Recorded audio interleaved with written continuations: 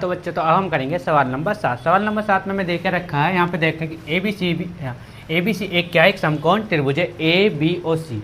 ये हमें क्या देखा, इसका एक समकोण त्रिभुज है जिसमें बोला गया है कि जिसमें ए कोण क्या है 90 डिग्री का है, जो हमें यहाँ पे देखा और दे रखा है ए बी बराबर, मतलब ये वाली भुजा ए बी बराबर किसके है, ए सी के बराबर है। मतलब ये भुजा इस भुजा के क्या दे रखी है, हमें बराबर दे रखी है। तो अब बच्चों इस सवाल को हमें करना कैसे, बहुत ही आसान सवाल है और ये आपसे पेपर में पूछा भी जाएगा। तो सबसे पहले हम इसमें जो दे रखा है वो लिख लेंगे। क्या दे रखा है, त्रिभुज ए बी सी में, त्रिभुज ए बी सी में हमें क्या दे रखा है, क्या दे रखा है कि हाँ ए बी बराबर किसके है, ए बी बराबर दे रखा है बच्चों में ए सी के बराबर दे रखा है। ये कि हमने यहाँ से देख के लिख लिया। ठीक है, अब बच्चों इसमें समझने वाली बात इसमें है क्या, हमने ये दो चीज़ तो यहाँ से देख के लिख ली। और क्या दे रखा है कि एंगल ए बराबर कितना देखा हमें 100 डिग्री दे रखा है, नहीं सॉरी एंगल ए बराबर देखा बच्चों में 90 डिग्री यहाँ पे दे रखा है, कोई दिक्कत नहीं है।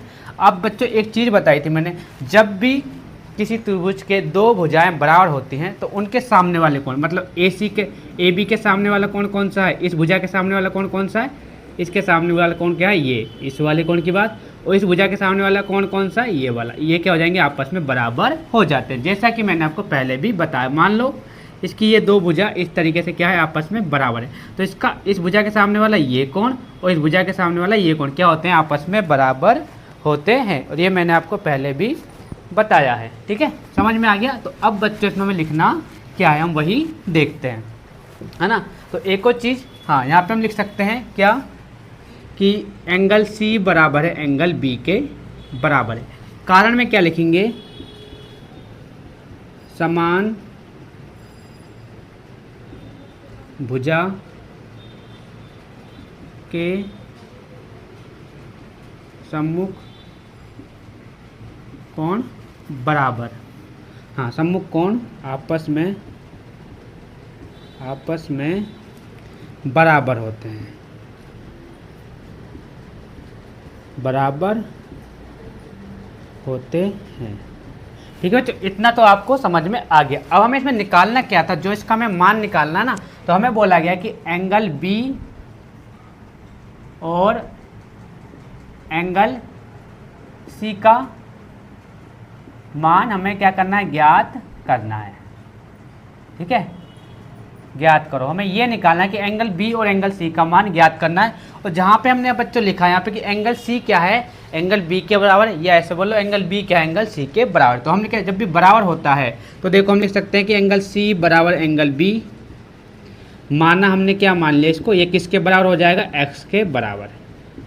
ठीक है, ये किसके बराबर हो गए दोनों एंगल, इसको मान लेते, इसको भी एक्स मान लिया हमने, और हमने इसको भी क्या मान लिया, बी वाले को भी क्या मान लिया बच्चों, यहाँ पे हमने एक्स मान लिया, कोई डाउट नहीं होगा। ठीक है, अब देखो जब हमने इनको x मान लिया है तो हम क्या करेंगे, तीनों कोणों को प्लस करेंगे, a plus angle b plus angle c बराबर 180 डिग्री। कारण में क्या लिखोगे, त्रिभुज के अंत कोणों का मान 180 डिग्री होता है, लिख सकते हैं यहाँ पे।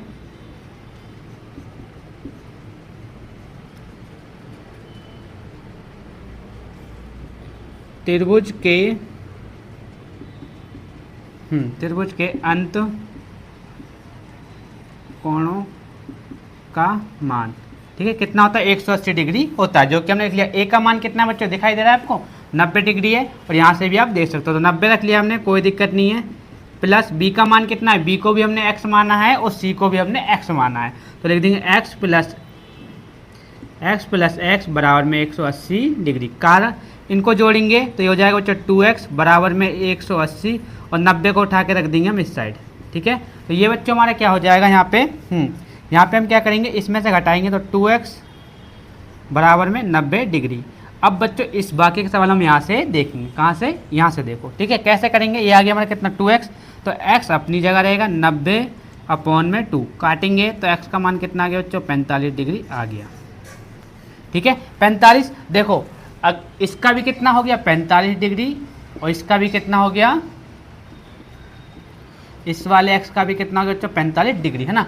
ये तो था बच्चों आपको जो इस तरीके से आपको निकालना था। एक इसका मैं शॉर्ट तरीका और बताता हूँ जिससे आपको क्या आएगा, समझ में आ जाएगा। अब देखो बच्चों क्या था, इस कोण का मान कितना है 90 डिग्री। तो सिंपल सी बात है, त्रिभुज के तीनों कोण का मान कितना होता है 180 डिग्री होता है ना, ये आपको पहले से ही पता है। तो इसका 90 है तो इन दोनों का कितना होगा 45। कारण क्यों? क्योंकि समान भुजा के क्या है सम्मुख कोण है, इसलिए इसका भी 45 होगा, इसका भी 45 होगा। वो आपका क्या रहता है शॉर्ट तरीका रहता है, उससे हमें उस तरीके से हम समझ सकते हैं, ठीक है। और बाकी ये वाला तरीका आपको देखो, ये वाला आपका इंपॉर्टेंट सवाल रहेगा, इंपॉर्टेंट, ठीक है। ये वाला सवाल और जो इससे पहले 6 वाला सवाल था, प्रश्न नंबर 6 था जो इससे पहले हमने जो कराया है, वो वाला भी क्या था सवाल, इंपॉर्टेंट सवाल था, वो पेपर में आएगा ही आएगा, ये पूछे जाते हैं बच्चे। ये सवाल ना इस तरीके बहुत आसान सवाल होता है, बच्चों को लगता है कि इनको हम कैसे सिद्ध करेंगे, इसलिए बहुत आसान होता है, इसको हम आसानी से कर सकते हैं। तो ये बच्चों हमारा सवाल नंबर 7 भी हमने बड़ी आसान तरीके से कर लिया। अब क्या करो, आप इसका एक स्क्रीनशॉट ले लो, फिर हम आगे सवाल 8वां भी, इसका जो लास्ट सवाल बचा है उसको भी हम बोर्ड पर करेंगे। तो अब हम करेंगे इस प्रश्नावली का आखिरी सवाल। इसमें हमें क्या दे रखा है,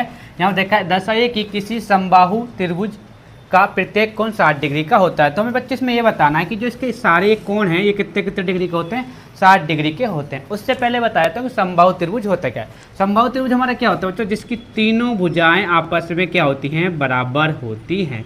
तो ये हमने क्या कर लिया, तीनों भुजा आपस में बराबर कर ली। तो हम लिखेंगे त्रिभुज ABC में, बहुत ही आसान सवाल है बच्चों, लिखेंगे हम त्रिभुज ABC में, ठीक है। तीनों भुजा समान है तो लिख सकते हैं AB बराबर BC और क्या बचा बराबर में AC, ठीक है। नियम में क्या लिखेंगे, कारण क्या रहेगा, समबाहु त्रिभुज का नियम,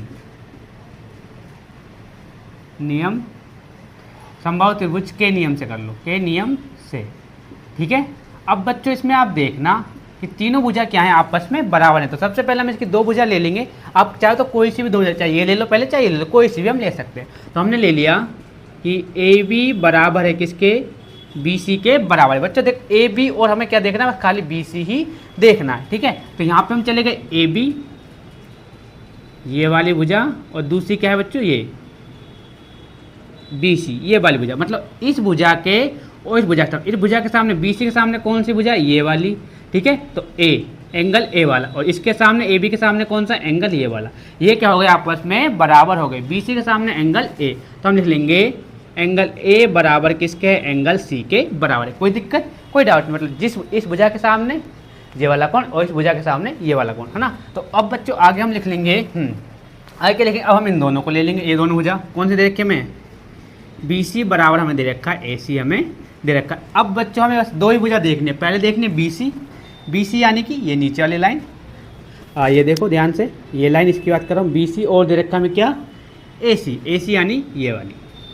क्लियर, कोई डाउट। तो अब हम क्या करते हैं, इसको मैं यहाँ से मिटा देता हूँ, ठीक है। अब हमें दो भुजा देखनी, एक ये वाली भुजा और एक ये वाली भुजा। इस भुजा के सामने क्या है, एंगल A, तो दोबारा से लिख देंगे बच्चों एंगल A, हाँ एंगल A बराबर, और देखो इस भुजा के सामने तो हमने लिख लिया ये वाला, और इस भुजा के सामने कौन सा एंगल B, ठीक है। तो एंगल B क्या है, इसके बराबर है।